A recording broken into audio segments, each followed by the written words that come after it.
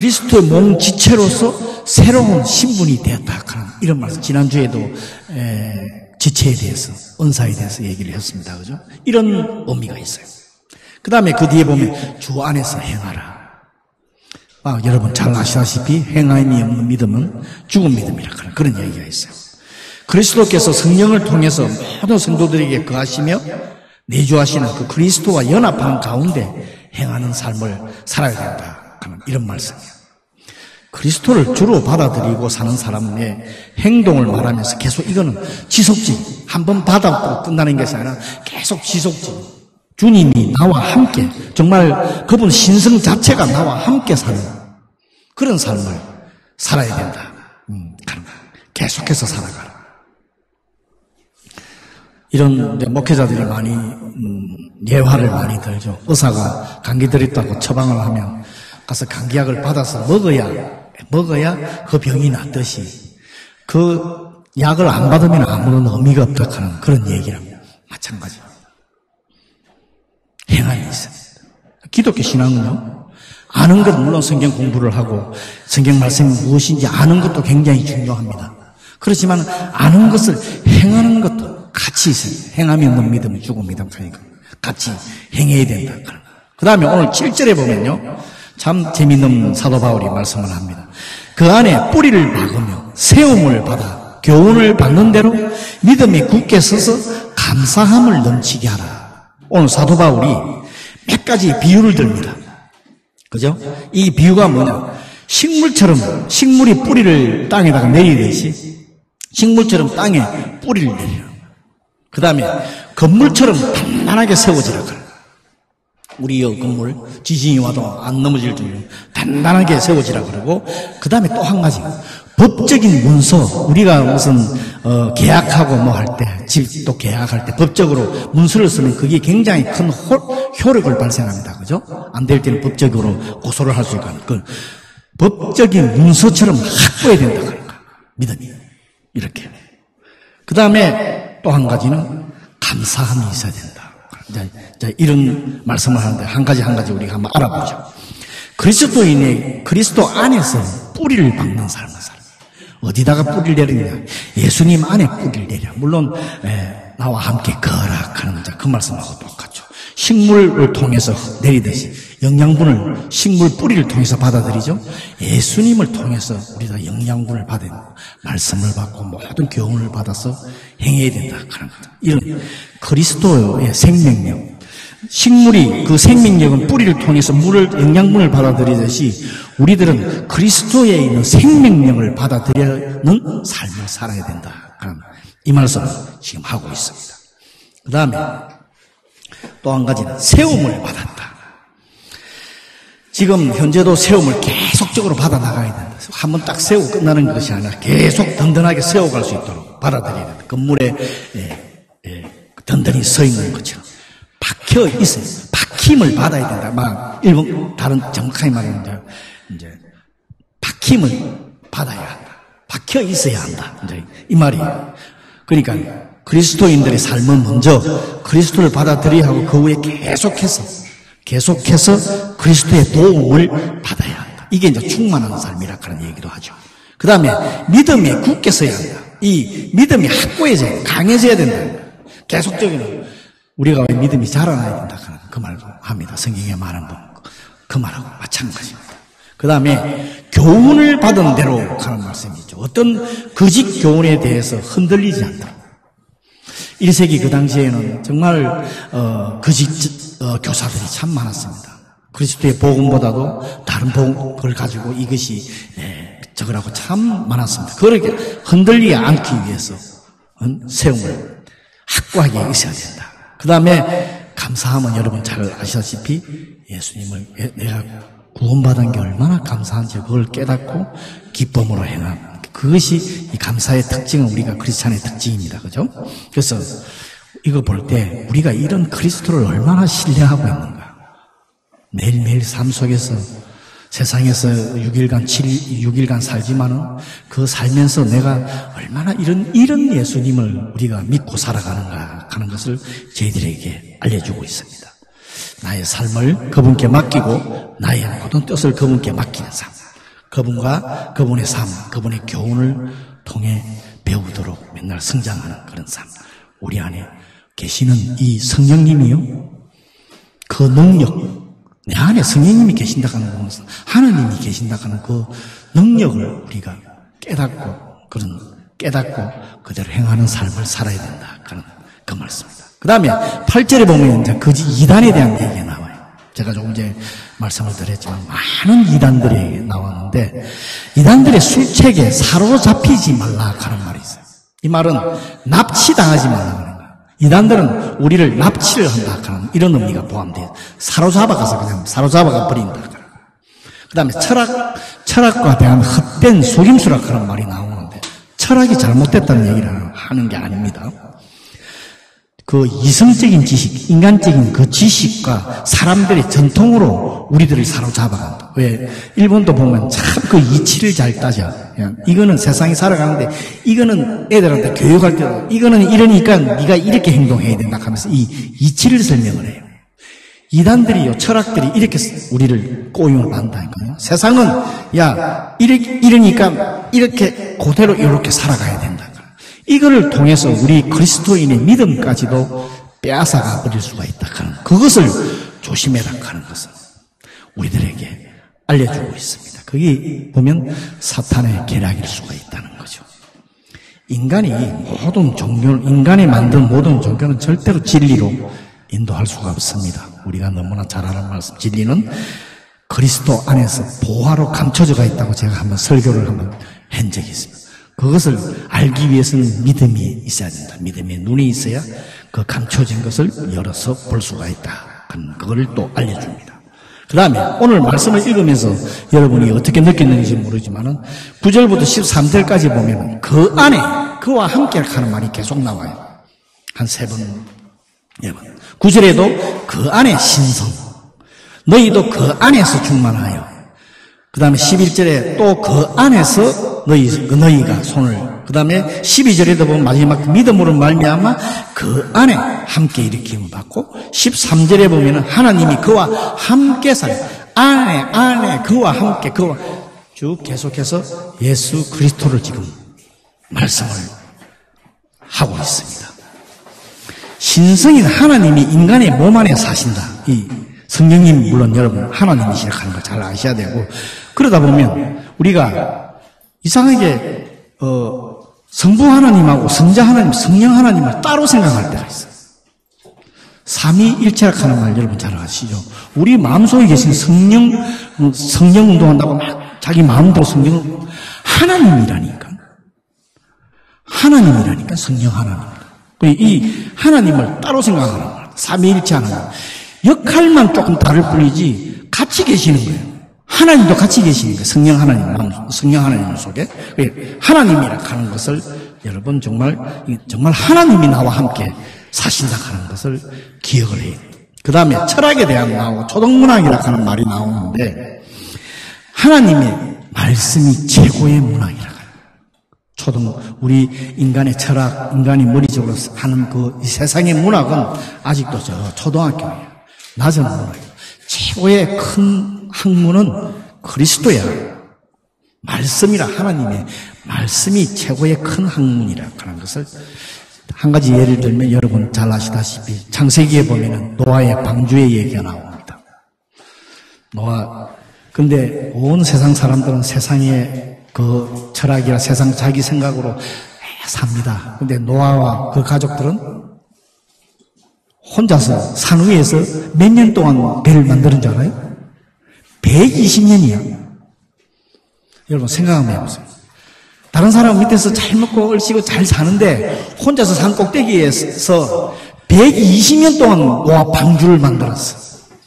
그래서 결국 어떻게 됩니까? 근데 세상 사람들이 볼 때는 완전히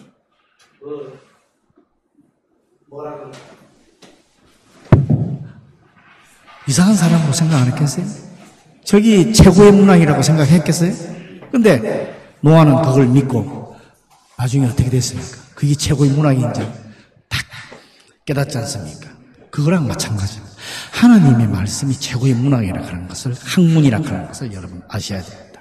그 다음에 9절 이후에 보면은 그리스도로 충만함을 받음으로써 그리스도인들은 그분의 사랑과 능력을 충만하기 때문에 이 이생의 삶이 충만한 삶을 살고 이 이생에서 저 생에 갈 걸까지 준비를 하면서 산다 하는 이 말씀, 이런 삶을 우리가 살아야 되는데 크리스찬들이 여러분 이런 삶 살고 있어요?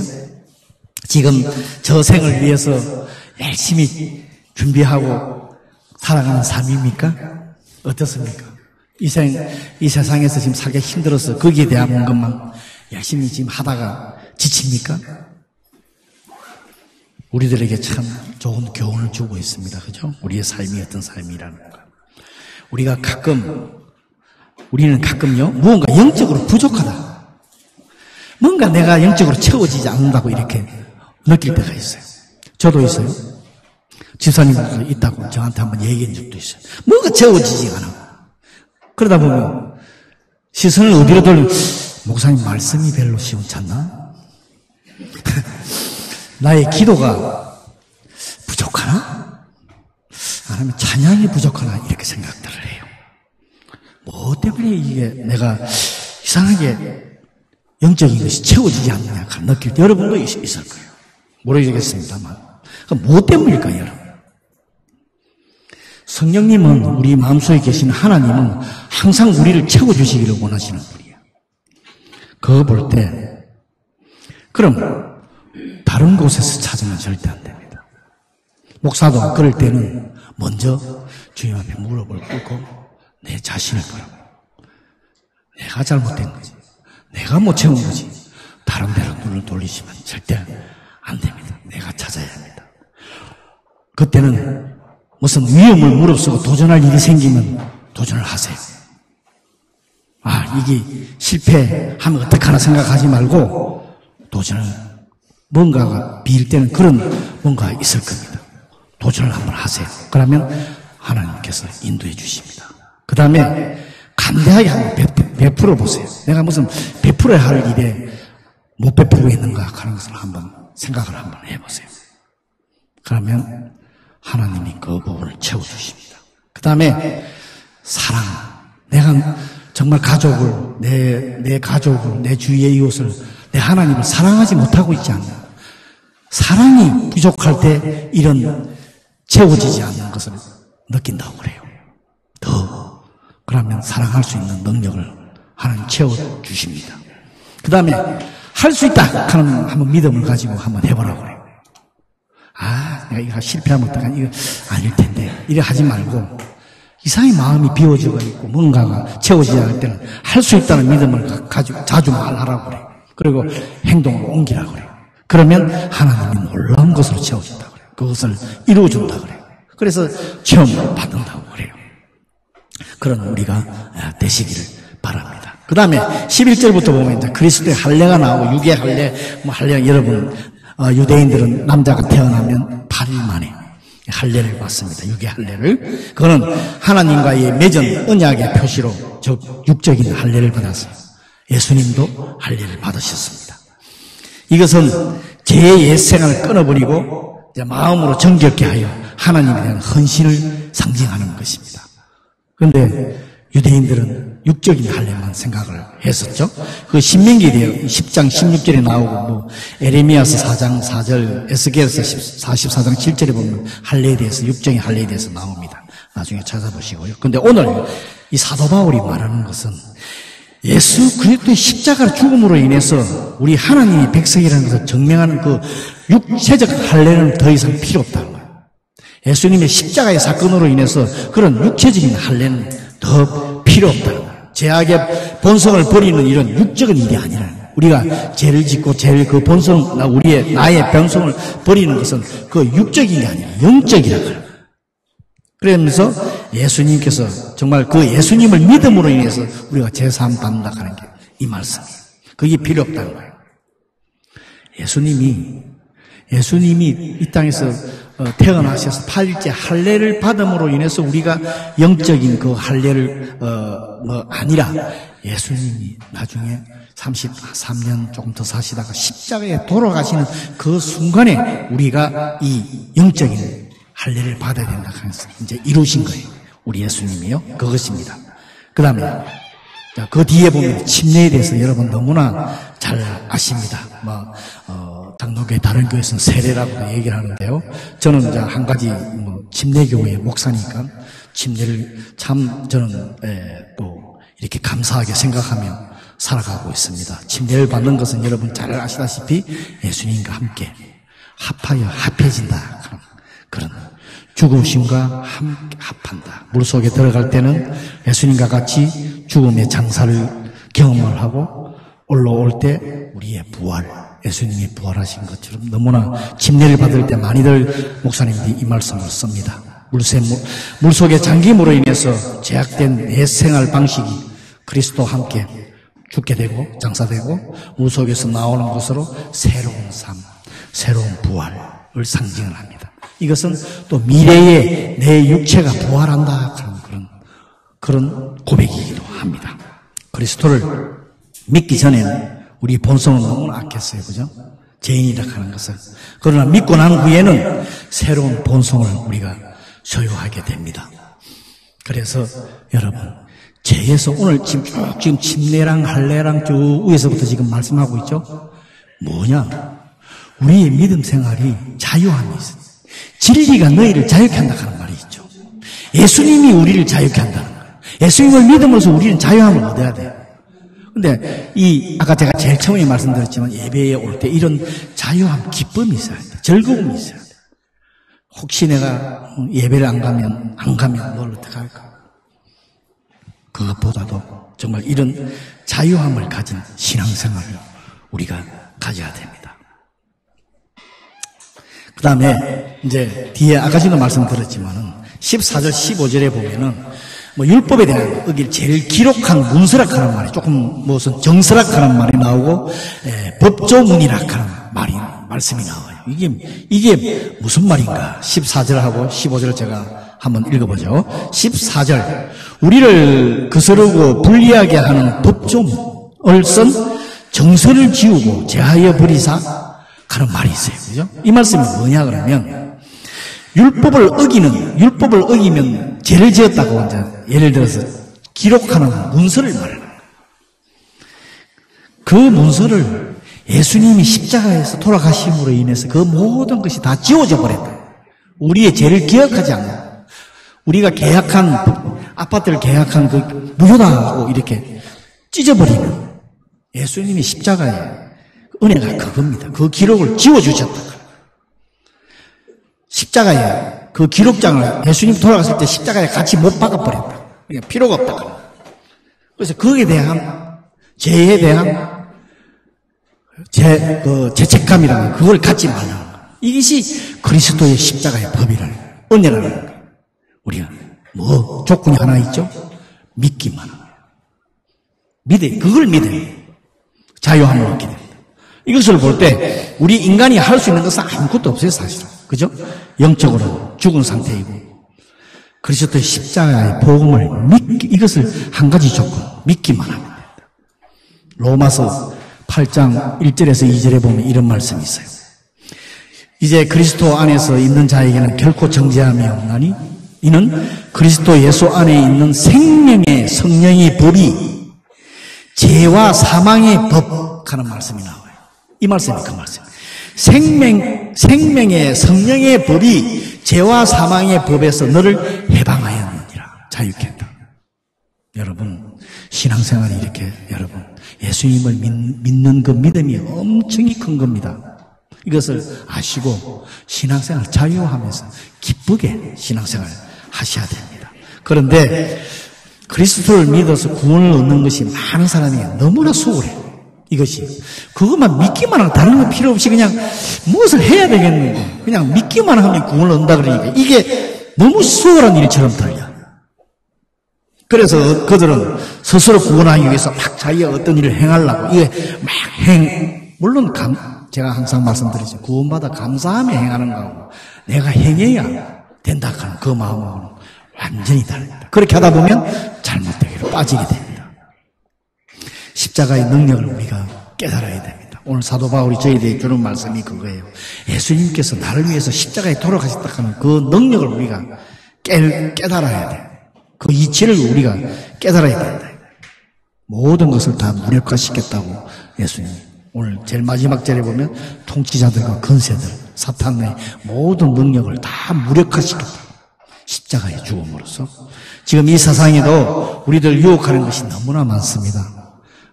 이단이라 그러죠. 거짓 교사들, 물질주의로 해서 참 너무나 많습니다. 그런데 우리는 세상의 흐름에 따라가면 안 돼요. 물론 우리 세상 삶을 살기 위해서 세상에 있는 지식도 배워야 돼요. 또 물론 사회에 나가서 적응해서 잘 살기 위해서는 물론 세상을 이렇게 배제를 하고 살아가는 게 아니에요.